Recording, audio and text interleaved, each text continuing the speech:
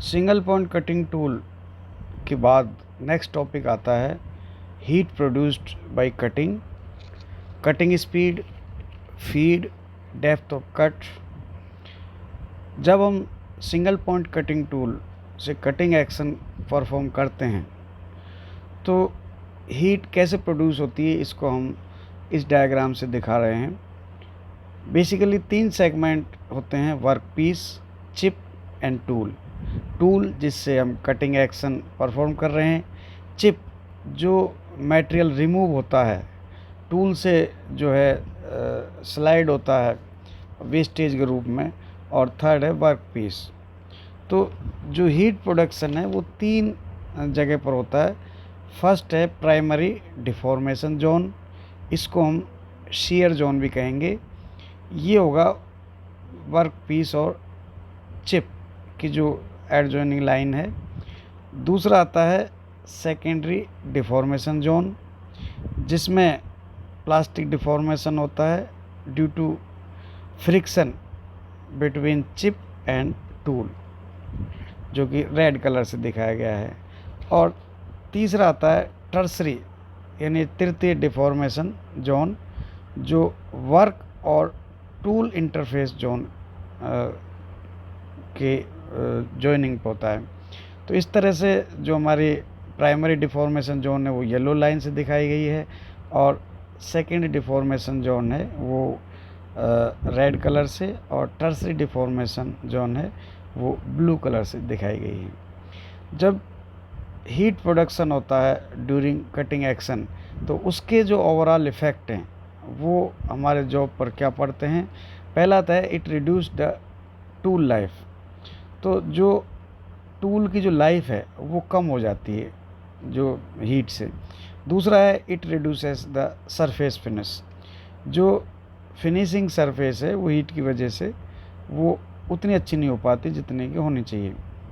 और तीसरा है it causes the welding of chips with the face of tool. कई बार क्या होता है, जब ज़्यादा हीट प्रोड्यूस हो जाती है तो जो चिप होती है, जो एक्स्ट्रा वेस्टेज होता है, वो हमारे चिप जो होती है वो टूल के फेस पर वेल्ड हो जाती है।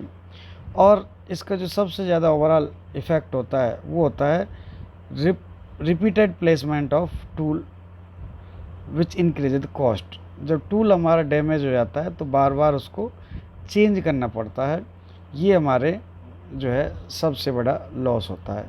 अब नेक्स्ट पॉइंट आता है हमारा cutting speed, feed and depth of cut. What is cutting speed? Cutting speed cutting tool की हमारी वो लीनियर यानी रेखीय गति जिस पर कटिंग टूल वर्क पीस से होकर के गुजरता है। यानी हम उसके जो वर्क पीस पर जो कटिंग टूल का जो मूवमेंट है उसको हम लीनियर यानी सीधी रेखा में अगर नापें तो वो हमारी कटिंग स्पीड होती है। इसको हम कैलकुलेट करते हैं, कटिंग स्पीड होती है pi D N divide by 1000 metre per minute. यहाँ पर डी जो है डायमीटर होता है वर्क पीस का, और एन जो है रोटेशन पर मिनट जो है mm में, और ये डिवाइड बाई 1000। तो cutting speed is pi D N divide by 1000। जो कटिंग स्पीड को जो प्रभावित करने वाले कारण कौन कौन से हैं?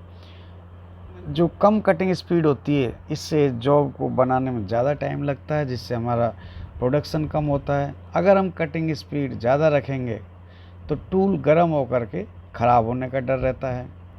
तो इसलिए कटिंग स्पीड को और भी कई फैक्टर जो है प्रभावित करते हैं, जैसे कटिंग टूल का मटेरियल क्या है, काटे जाने वाला जो वर्क पीस है वो कौन सा है, कटिंग की स्थिति कैसी है, मशीन की स्थिति कैसी है, ये सारी चीज़ें जो है कटिंग स्पीड को प्रभावित करती हैं। दूसरा आता है फीड। तो जॉब की सरफेस पर जो कटिंग टूल है उसके द्वारा एक चक्र में तय की गई दूरी हमारी फीड कहलाती है। मान लीजिए 1 मिनट में टूल द्वारा x मीटर दूरी n RPM में तय होती है, यानी n RPM में x मीटर दूरी तय होती है टूल द्वारा। तो हमारे जो प्रति चक्र कितना हो गया, x/n मीटर। तो ये हमारे हो जाती है फीट, यानी एक चक्र में टूल द्वारा तय की गई दूरी। तीसरा आता है डेप्थ ऑफ कट। जब किसी टूल द्वारा जब कटिंग एक्शन होता है तो काटी गई सतह पर और कटने से पहले की सतह पर इसके बीच की जो लंबवत दूरी है उसको हम डेप्थ ऑफ कट यानी कट की गहराई कहते हैं। जो सर्कुलर जॉब होते हैं उसमें हम उसको जॉब को कटने से पहले उसका डायमीटर और कटने के बाद का डायमीटर, उसके अंतर का आधा, ये हमारे सर्कुलर जॉब में होता है। तो ये जो तीनों पॉइंट हैं आपके कटिंग स्पीड, फीड और डेप्थ ऑफ कट, ये सिंगल पॉइंट कटिंग टूल में भी उतने ही इम्पोर्टेंट है जितना अन्य किसी ऑपरेशन में।